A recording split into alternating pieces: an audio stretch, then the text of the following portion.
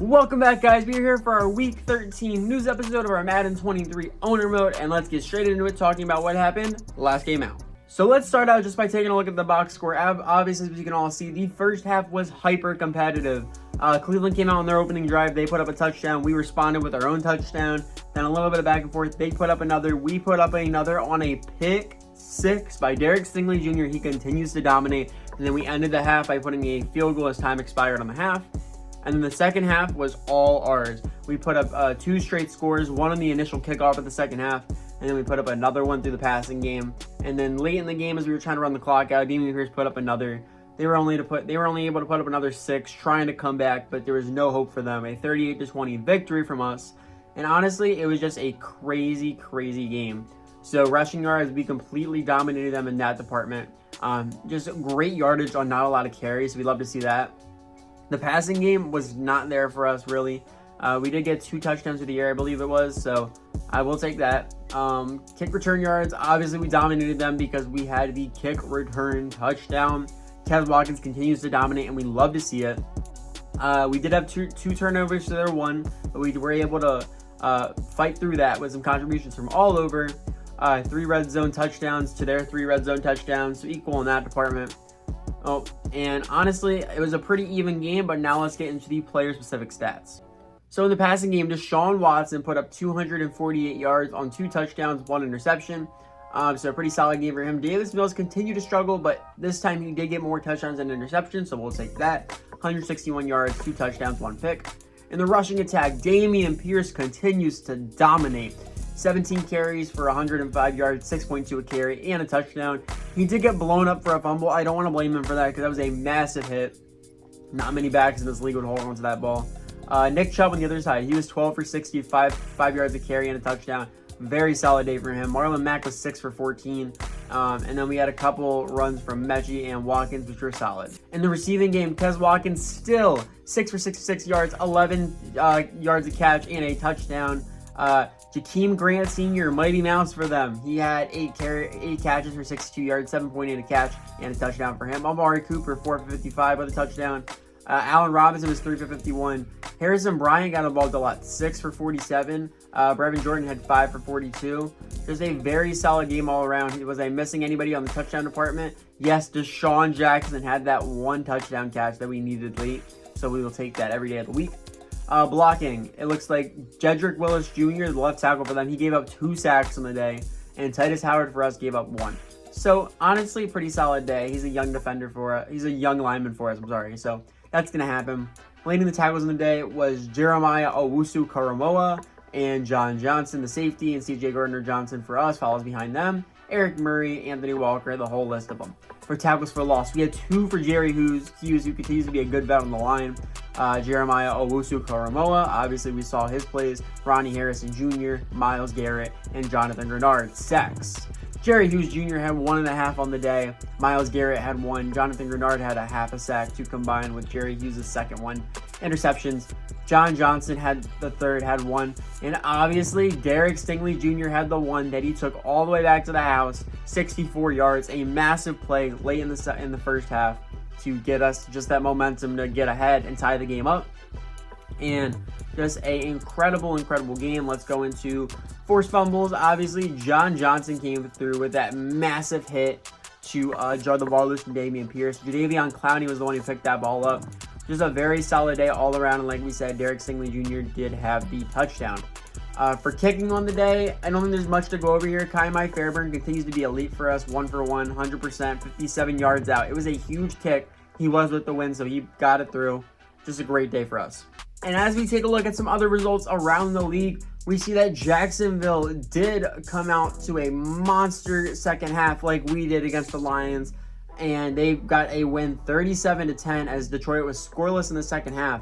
And we were looking at it, we saw a very close game from 2 of the bottom feeders of the league. And honestly, this might be the best thing for us that they won because obviously we know they're not pushing for the playoffs. They may have guaranteed that they're not getting the number 1 pick, so we don't have to worry about them with that. Trevor Lawrence had 277 yards, 4 touchdowns on the day, a massive day for him. Jared Goff, 245 and 3 picks.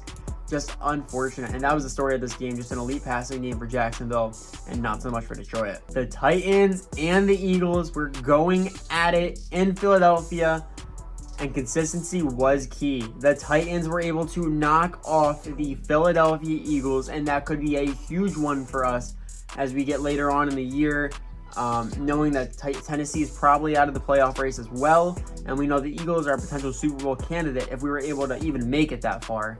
But they won 34-28 against the Eagles. They just got a touchdown each quarter of the game, and then they went into overtime, got another touchdown. A very consistent game. If we look at the stats, Baker Mayfield, 304 yards, 3 touchdowns, 1 pick. Ryan Tannehill right behind him, 314 yards, 2 touchdowns, 1 pick. In the rushing attack, Derrick Henry had 22 for 99 and 2 touchdowns on the day. Miles Sanders, 55 for 1 touchdown, 1 fumble. This was a very close game. That fumble might have been the difference in this game, honestly.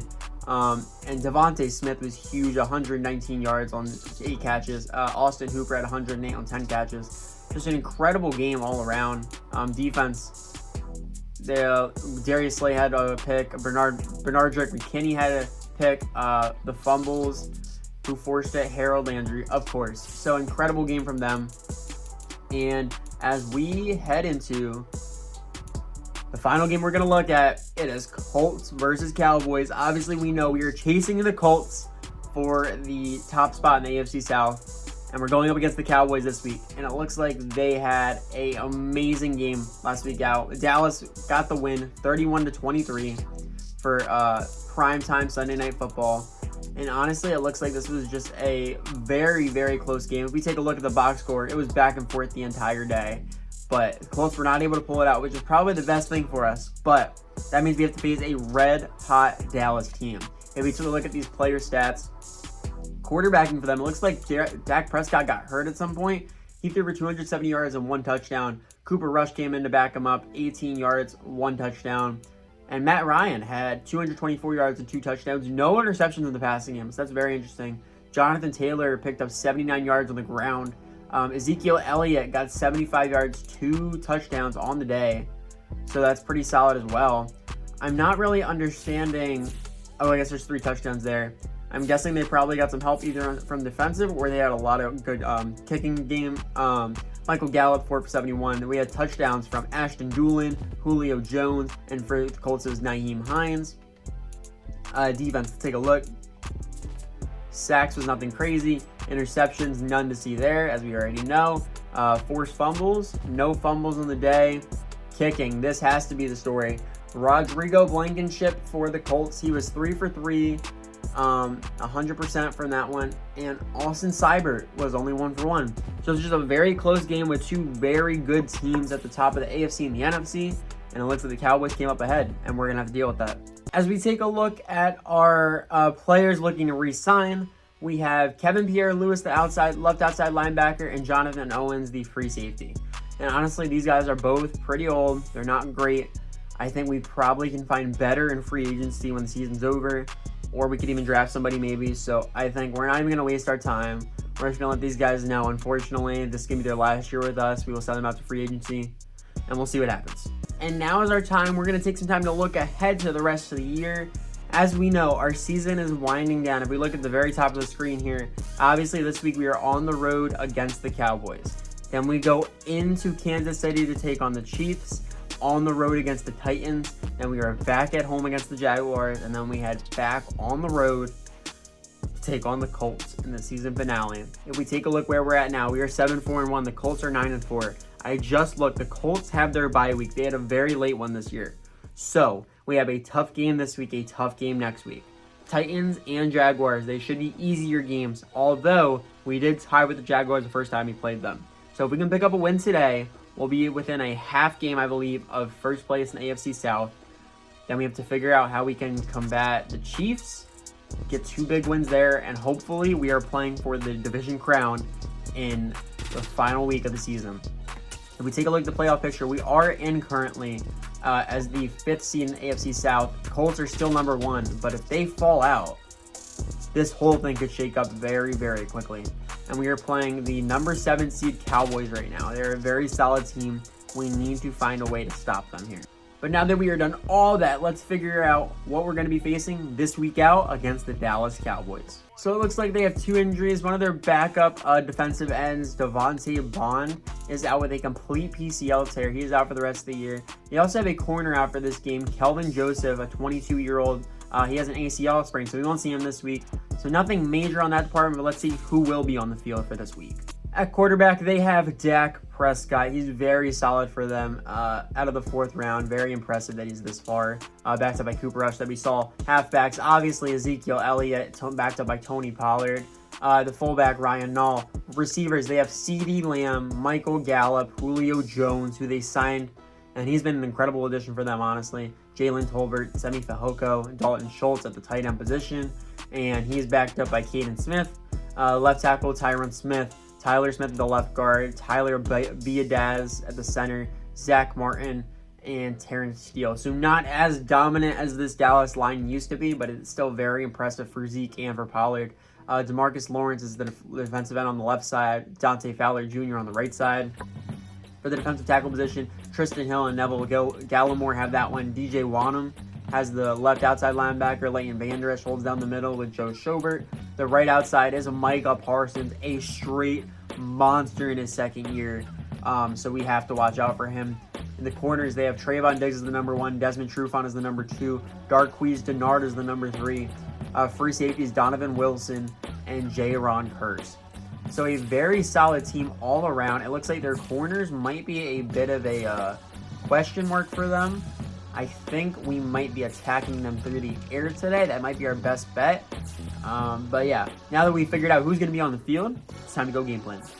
So I've been looking over the defensive game plan, and I think this entire team, I think it runs through these running backs, Ezekiel Elliott, Tony Pollard. I think we have to try and stuff the run. So I think I'm going to go with defend the inside run. Hopefully we can stop them there. We were talking about it, looking at their defense. I think you got to test these corners, man. They're not completely great. Their safeties are some help, but they're not crazy either. I think that's what you have to go with. I think you have to throw it deep. It will give these defensive backs backed off a little bit. It should help out Damon Pierce a little bit as well. But I think we go throw it deep. And our coaches have submitted their goals. Head coach Lovie Smith has said, let's just win the turnover battle, man. A great team like this, if we can win the turnover battle, we have a good chance in this game. Offensive coordinator, 300 yards, pretty solid day. If we can put that together, we have a chance in this game. Our defensive coordinator said, let's allow 20 points or less. If we can keep them under 3 touchdowns, we have a really good shot in this game. And I've said, let's get 2+ passing touchdowns. We know their corners aren't spectacular. We're going to be airing it out. We got to test Davis Mills. It's another shot for him to try and prove himself heading into the offseason where we're probably going to draft a quarterback. But if he can prove himself, we can keep him around. But that's our goals. And with that, our training has just completed. No injuries, all good. So that means we are all set. We are finally ready. We are going to be ready to head into Week 14 at the Jerry Dome, AT&T Stadium in Dallas, Texas, for our Week 14 matchup, the Battle of Texas. We are heading into town as the Houston Texans, 7-4-1 against the 7-5 Cowboys. I don't think anybody saw this game being such a exciting matchup at the beginning of the year, but here we are. We are finally ready to go as we push for the playoffs in our first year, which is just honestly incredible. I hope you guys enjoyed. If you guys are excited, remember to like, comment, subscribe, turn those notifications down below. Love you guys more than you can ever imagine. I will catch you guys next time for Week 14.